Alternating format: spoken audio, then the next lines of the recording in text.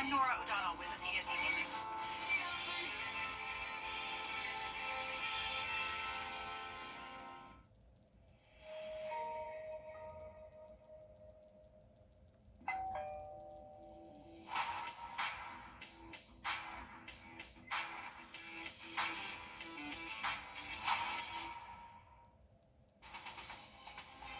Live from Augusta, you're watching News 12 live at 5. Live at 5, we want to take you to the Republican National Convention. It is currently underway. Some better rain chances late in that 7 to 8, just a little bit. All right, thank you, Riley. Payne College is just 2 weeks away from the beginning of another school year, but after several years in office, its current president, Dr. Cheryl Evans-Jones, is aiming to retire. But right now, the college is still looking for its successor. Julius Evans has the latest on the priorities for the college heading into this upcoming school year. Payne College is looking to stay competitive ahead of the new academic year.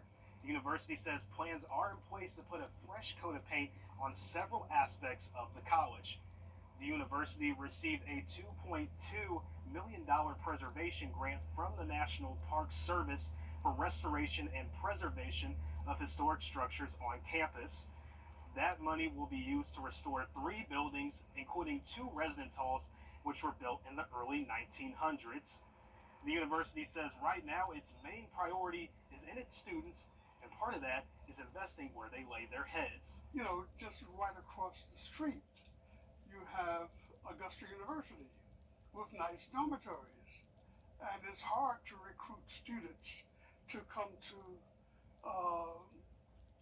inadequate facilities when they have the option of just going across the street with less tuition and nicer facilities. University leaders say they are still actively working to generate funds to fully make their dorms and facilities ADA accessible.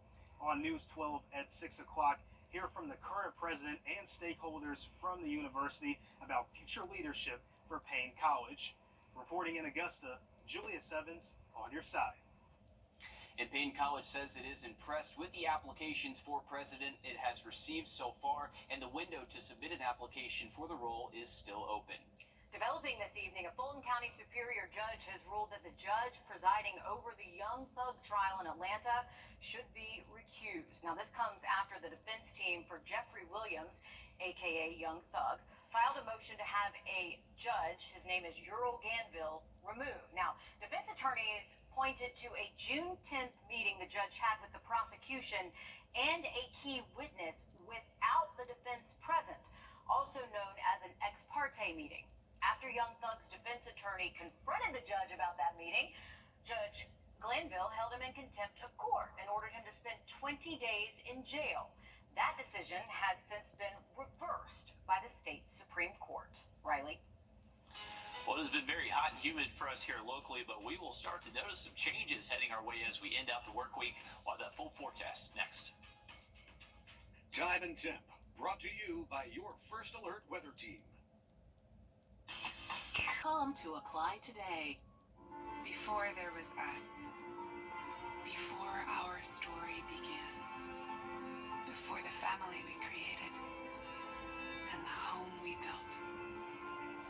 Before everything we have, and the bond that we now share, there was this.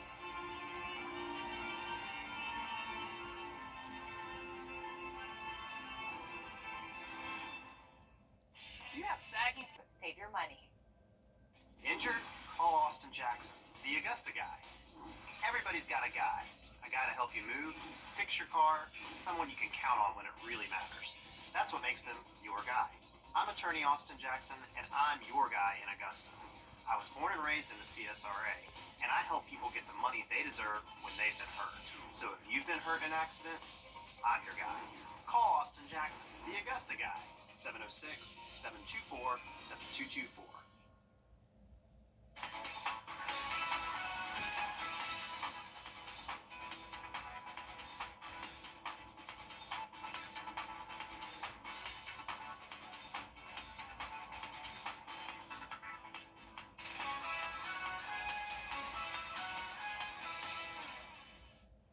Welcome back going. Then, Riley, thanks very much. Bond denied for two women facing murder charges for the death of a 13-month-old toddler after fentanyl and a tranquilizer are found in his system. Deputies responded to a call in February about a death and found Mitra Elizy holding her baby in the driveway, saying he wasn't breathing. Investigators discovered illegal narcotics were the cause of death, and both Elizy and her aunt, D'Angela Belton, who she was living with, have been arrested.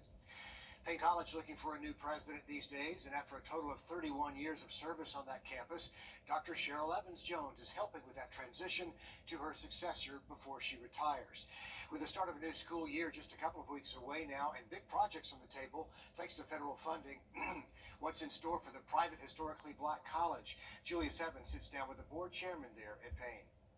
The new academic year is about to start for Payne College. But that's not the only thing that university leaders are preparing for. They say they have plans for upgrading infrastructure and pioneering a new chapter of direction. I thought I was going to be at Payne for a short period of time, about a year and a half.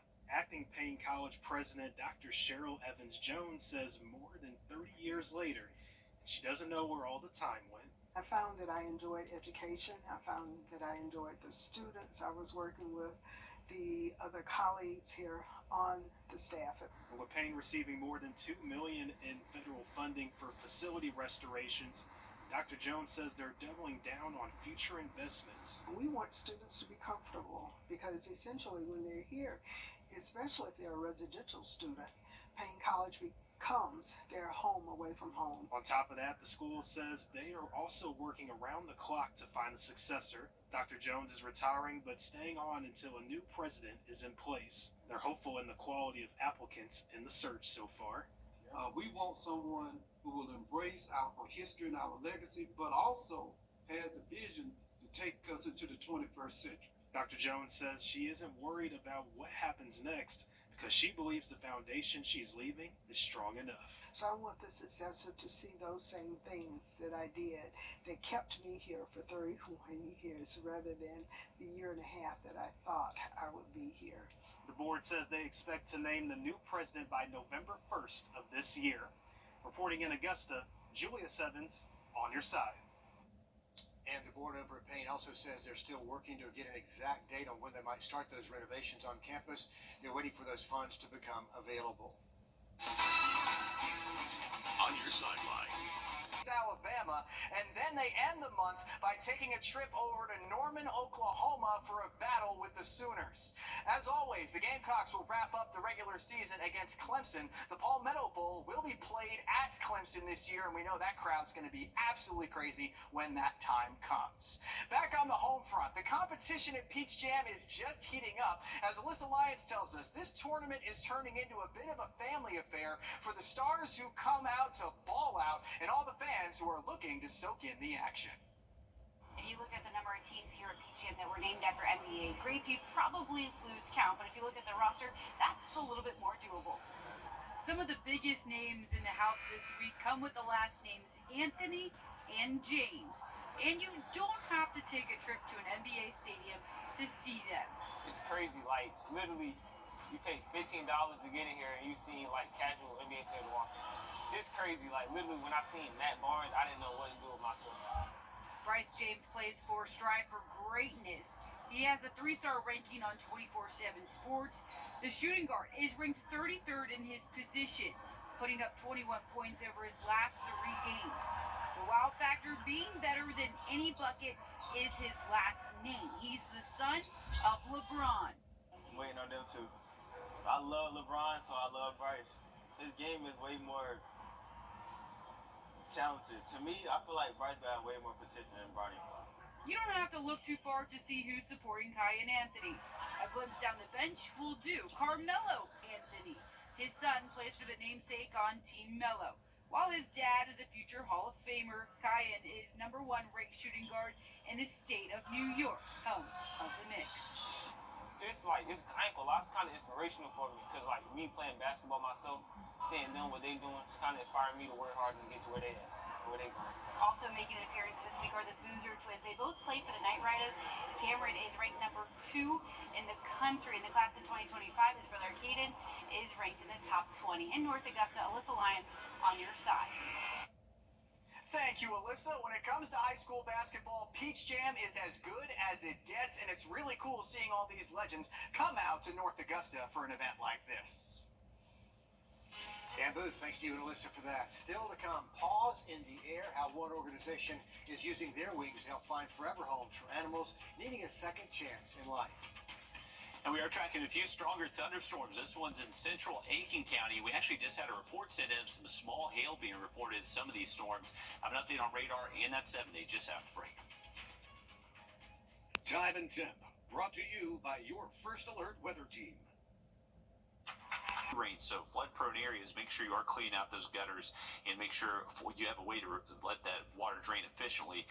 Quick look at the 7-day. It is going to stay hot and humid, but cooler high temperatures the rest of the week.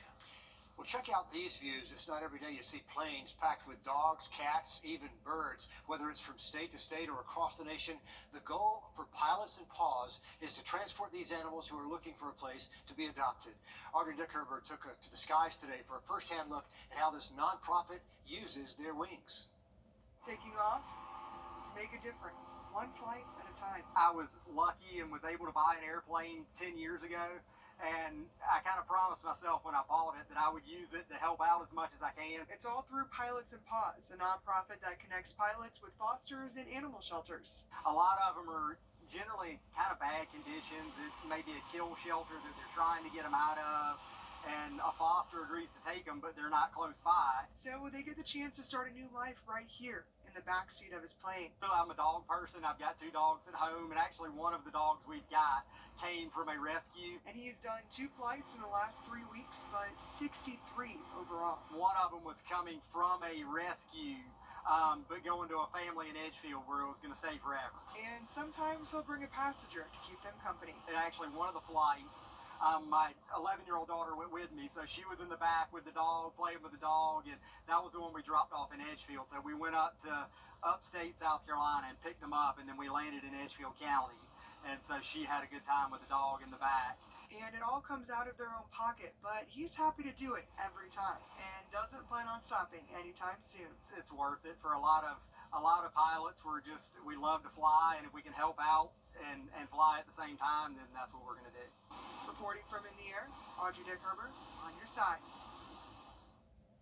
A successful mission there. Audrey, thank you. For more information on Pilots and Paws or how you can help out these animals in our area, find new homes, visit the website, wrdw.com. More people are packing their bags to move to a South Carolina city we know well. A look at why after the break. First Alert Radar, powered by Jim Hudson Automotive Group. First Alert Radar, powered by Jim Hudson Automotive Group.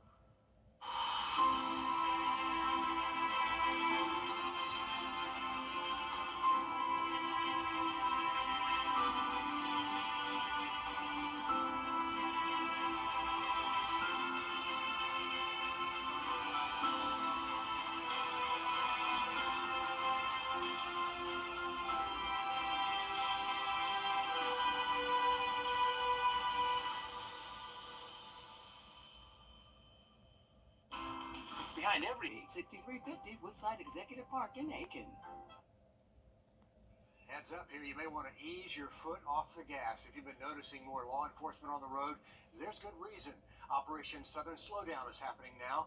State Patrol deputies and more across Georgia and South Carolina are out there in full force targeting speeders and the aggressive drivers. It's all in an effort to end deadly speed-related crashes.